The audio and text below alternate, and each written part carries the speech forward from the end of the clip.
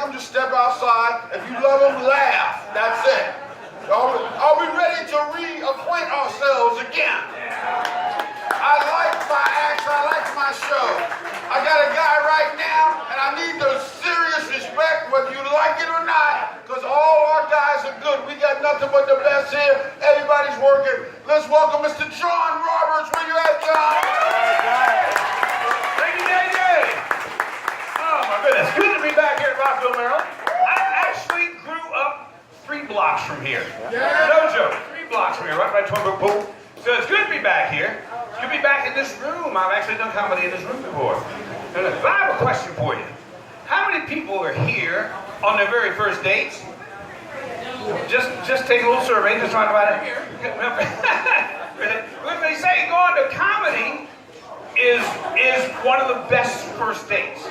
And when you watch all these, read all these classified ads, right? The women always say, I like to go to comedy clubs, right? And here I am, a comedian, and this may be hard for you to understand, and please don't rush the stage, but I am single again. Yeah. I'm out on the market, and I've been reading, I've been trying to catch up, because it's been a long time since I had to date. JJ, he's talking about memories. I want to see if anybody remembers this. I don't know if you will. You might. Do you remember the pipeline? Yes. Do you remember the pipeline? Yes. Let me tell you what the pipeline was. This was back when you had dial-up phones. Yep. You had dial-up phones, and if you dialed a number that was not in service, you heard this.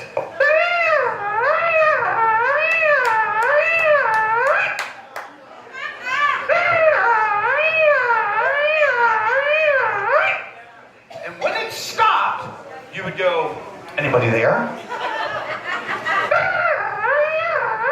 I'm here. What's your name? What's your number? 345 679. But back then you actually only had 7 numbers. You had to go 345 3559. And you try to get it. And that was internet dating, I guess.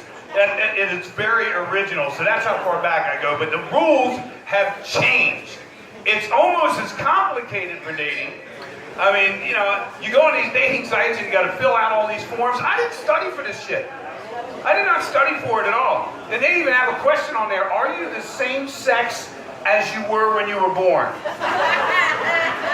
I said, I guess so. I'm having about as much sex as I had when I was born.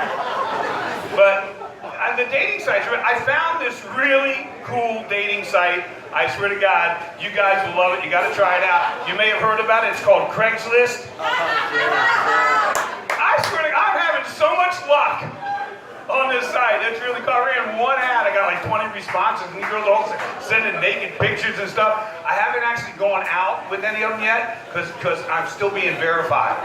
But that's okay. But I set up this one date with a girl, and I'm all ready to go out with her.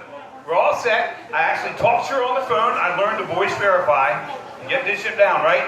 And she's telling me, now when we meet, don't forget to bring 50 roses. I said, 50 goddamn roses? What the hell? For that kind of money, I could hire a prostitute. I didn't go out with her. But that's all right. I'm trying. And as I get older, in case some of you might not realize, I am older. Older than what? To just about everybody here, even Jimmy. Swear to God, Anyhow, but as I get older, I'm learning and I'm broadening my horizons, my possibilities here. I'm going out with different people. I'm dating younger people, older people. I've dated fat girls and skinny girls. I'm trying them all. I'm an equal opportunity dater at this point. I really am. I'll go out with it. Now, I never used to go out with the BBW because I try to define that. I really don't know what BBW means other than I found out it stands for Big Beautiful Woman.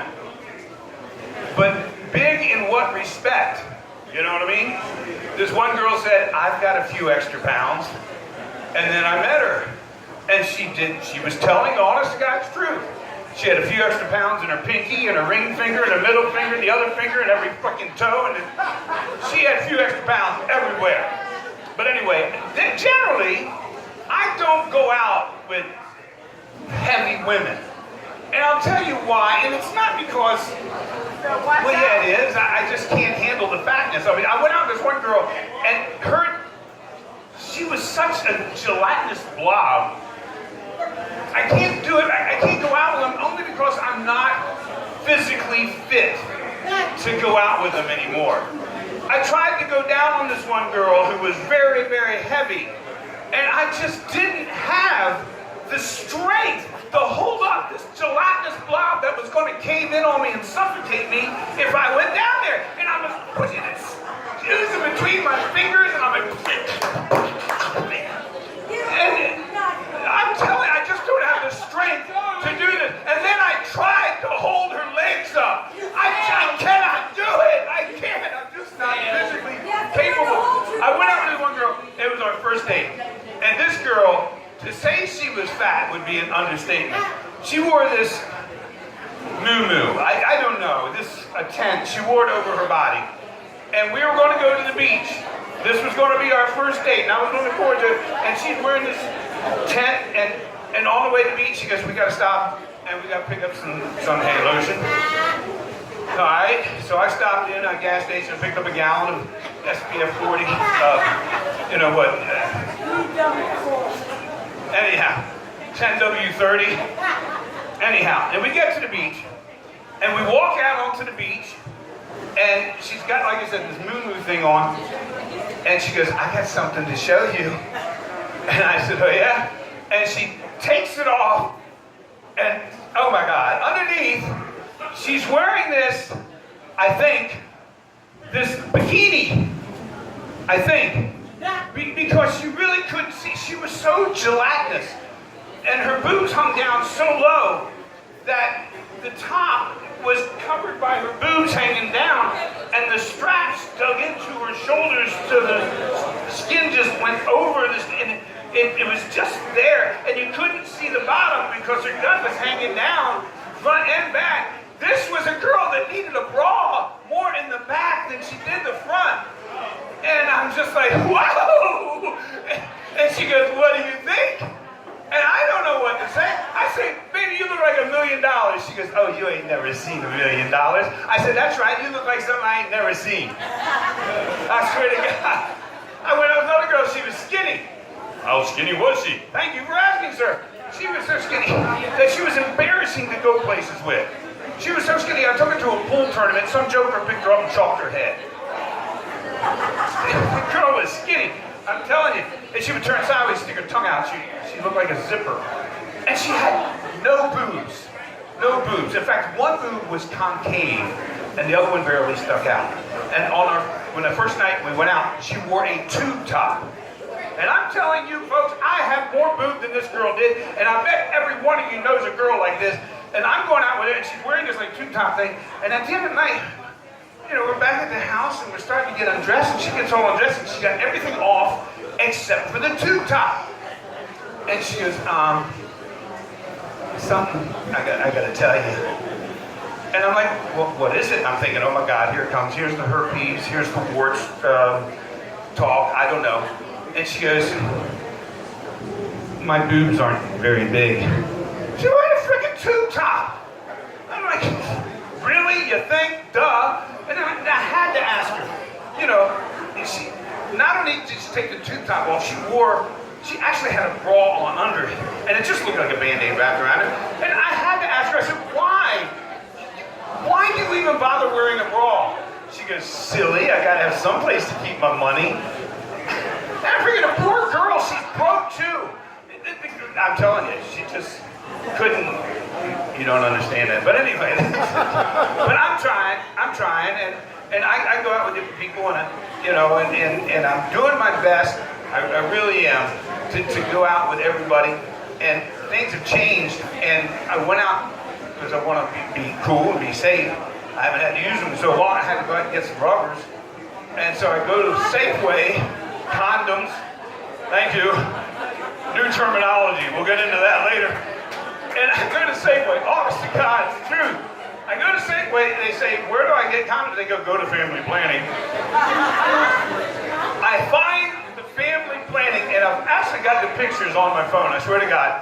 There's only one thing under family planning, and one thing only. Kotex and tampons. That's it. That's it. That's under family planning. Kotex and tampons. That's it. There was no rubber, no nothing else. Kotex, tampons. I got the message. The message was very, very clear. Don't get fucking pregnant. If you're on your period, you're not pregnant, that's family planning. That message came across real clear. Real clear. I swear to God. I got that one down. I did. And I tell you, since I've been single, I've heard more excuses of why people don't want to have sex. Sure, I did. But how many people have run into this one? How many, a girl or a guy, you're going out with somebody and you feel maybe we can get intimate, and the person says to you, oh, we can't have sex. We're friends. Anybody heard that one? Huh? You heard that one? I looked at this girl and I said, then you're doing something wrong, girl. Because if you're not having sex with your friends, that means you're having sex with strangers and enemies, and that's not good. She said, well, I don't have sex. I live by the Bible. I heard you. I know you're a very religious person now. Right? Yeah. She lives by the Bible. And the one girl says, well, no, I can't have sex because I'm very religious. I said, are you really? She said, yes, I am. I said, you live by the 10 Commandments? She said, yes, I do. I said, then why aren't we fucking, goddammit? There's not one commandment that says thou shalt not fuck. Not one. No, that's all right. Let me leave you this, as we have some religious people in here. JJ, I know you're a religious man, and you probably need to know this. So pay attention. I'm going to ask some questions, and we're going to, I want you all to know that I know what God looks like. And I think you all do too. You just need to open your mind. But in this one statement I'm going to make here tonight and leave you with this, I'm going to tell you what God looks like. I'm going to explain penis envy and why there's only one God, all in this one little teeny story. Let's start with the first thing. It said God created man in his image. Is that right or wrong? Yes? Yeah. So we can assume that we look something like God might look. Sound right? Okay.